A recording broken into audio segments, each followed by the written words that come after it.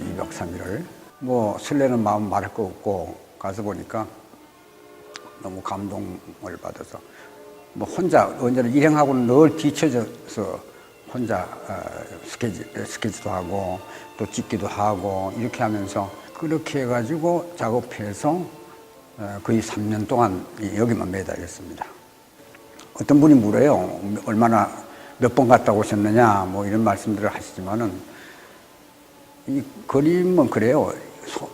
손끝으로 스케치를 한다든가 하면은 뭐 몇 번 가서 자꾸 해야 되겠는데 나는 어떤 그 외적인 것보다는 처음에 가서 느낀 그 감동을 그 어떤 그런 영혼의 울림이랄까 그런 거를 이제 화폭에 담으려고 했기 때문에 오늘 같은 이러한 작업이 나왔다 그렇게 말씀드렸습니다. 그래서 총 한 200여 점을 그렸다고. 그래가지고 그 중에서 60점을 엄선해서 이번 전시를 제1전시와 제2전시를 하게 됐죠.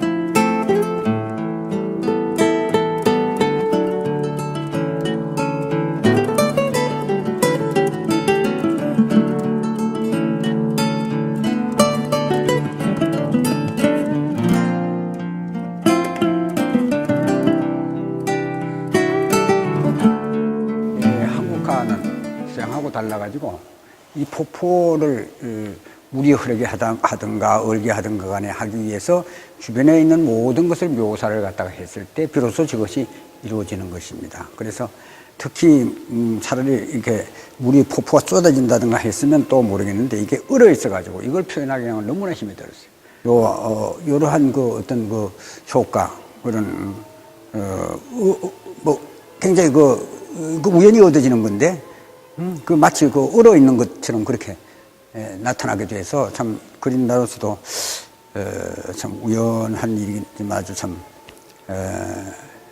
고맙게 생각하고 그랬던 작품인데 그래서 이 작품 자체는 전부 이게 벼룻돌입니다. 벼룻돌을 갖다가 가루를 내 가지고 그걸로서 전부 이제 이 그림을 갖다 하게 됐고 저 위에도 이제 벼룻돌에다가 이제 그 조개 껍질 같은 거, 뭐 이런 걸 갖다가 이제, 다시 이제 재료를 만들어가지고 이제 사용한 건데,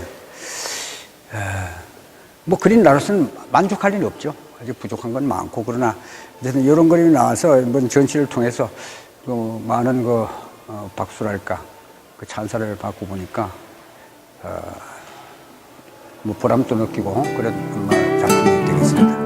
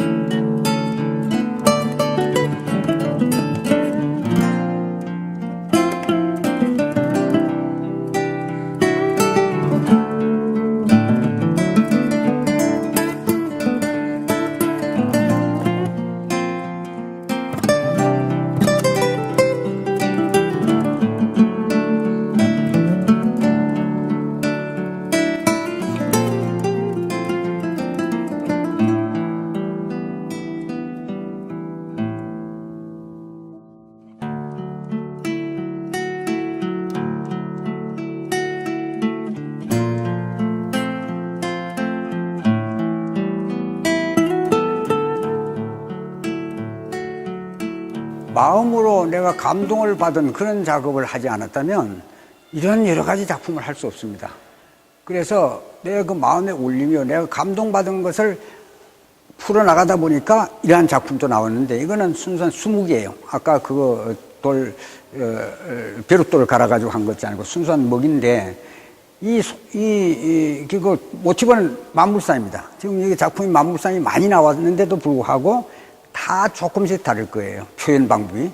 그래서 지금 이 만물상을 그릴 때는 그 어떤 여기에서 본 시각에서 느꼈던 나의 그 어떤 그 만물상의 아름다움을 이렇게 조형을 했던 거예요. 그래서 이건 좀 독특하게 조형을 했던 거죠. 다른 거하고는 좀 다를 겁니다.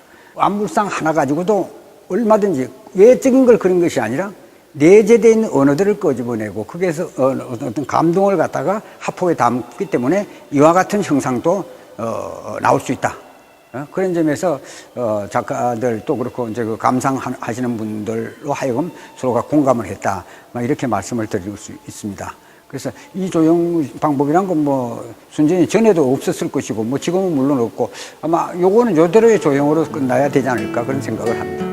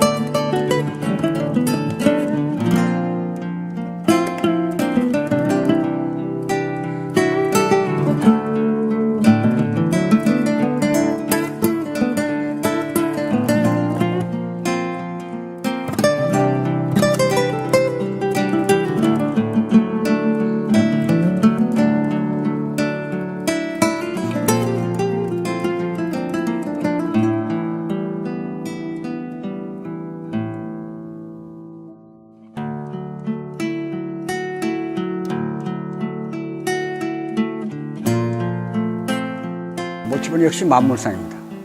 만물상인데 역시 아까 그 방법하고는 또 다른 그 표현이죠. 그래서 이거는 이번에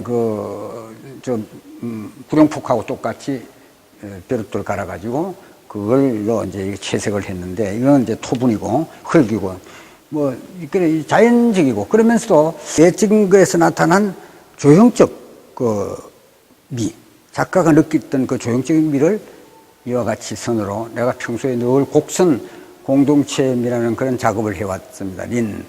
해가지고 그와 같은 장분과 연계를 하면서 같은 맥락 속에서 이루어진 신조형적인 그런 말하자면 만물상이다, 이렇게 말씀을 드릴 수가 있습니다. 그래서 아마도 만물상을 보신 분들은 갔다 오신 분들은 그 형태는 뭐 전혀 아닐지 모르겠지만 그와 같이 아주 그 화기자기하고 별의별 그 형상들이 있음을 이 화폭으로 통해서 아마 읽지 않을까, 같이 공감하지 않을까, 저는 그렇게 생각을 합니다. 그리고 요게 이제 다리가, 이게 철다리가 되는데, 요렇게 올라가서 돌아가면 이게 천선대라고 그러는데, 천선대에 올라가서 보면 이 만물상이 평풍처럼, 물론 이게 그림이니까 조금 과장되긴 해도 평풍처럼 둘러쳐져 있어요. 그러니까 거기에서 느꼈던 작가의 느낌을 이 화폭에다가 담아가지고 새로운, 아까 또 그거와 다른 그러한 조형 언어를 표현했다, 이렇게 말씀을 드릴 수 있습니다.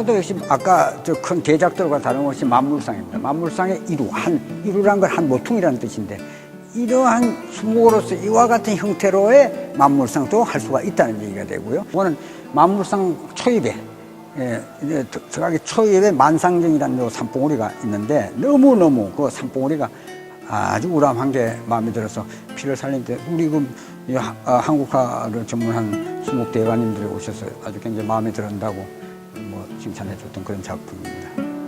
요거는 이제 요걸 만상정 지나서 삼선암 막 지나면 만물상 초입에 이 절부암이라는 게 있는데, 도끼자루로 찍은 듯한 그런 한 형태 봉우리라고 그래서 절부암이다 이렇게 아마 이름을 붙인 것 같습니다. 그 다음에 요거는 이제 구룡년인데, 이거도 수목으로서 이게 이제 구룡년 이 봉우리가 이렇게 커요.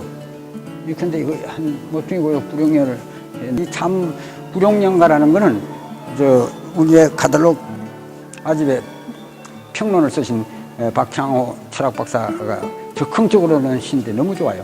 이 다 읽으면 너무 좋죠. 요건 이제 삼선한 일부분이지만 삼선한의 가장 아름다운 봉우리입니다. 그래서 요거 삼선한 아름다운 봉우리고, 요게 올라가서 계단에 올라가서 내다보면 만물상에 멀리 만물상을 다 잡을 수 있고, 요쪽 옆이 김해남. 나 혼자 뭘 하니까 북한 경비경이 가까이 와가지고 선생님 뭘 그렇게 쓰시고 이랬는데 와서 뭐 그림을 그리거든. 그러니까 화가시군요. 이런데 저쪽은 낭떠러지야. 이게 가만 아무리 그래도 사람이 이게 한번 밀으면 넘어질 것 같은 생각에서 이러본 일행은 없고, 그래서 그 그림 빨리 마치고 내려가지고 후야부래 만물상 가는 철계단을 따라 올라갔던 그런 기억이 지금 새롭게 나네요. 그 구룡폭포를 찾아가다 보면 양쪽에 산새들의 아름다움이 너무 많아요. 그 중에 일부분인데, 그때 안개가 2월달인데도 그렇게 안개가 껴있대요. 그게 그래서 그러한 그 장면을 잡은 거고. 근데 참 아쉬운 것은 옥류동 계곡인데, 옥류동 계곡이 너무너무 아름다운 계곡이에요. 그런데 시간도 없지만은 하필 간 곳이 2월달 운이 아직 남아있고 얼음이 얼고 이래가지고 그 아름다운 물을 볼 수도 없었고, 그래서 그 계곡에 있는 그 산새, 겹겹이 쌓인 그 산새, 기기묘한 산새들이 너무 아름다워서 그걸 그리고, 그게 또 지금 우리가 열로 해서 요 다리를 건너야 구룡폭포를 올라가는데, 걸린 구름다리를 하나 그린 요거밖에 이번 이 작업으로서 남았다는 건 아쉬움이 남습니다.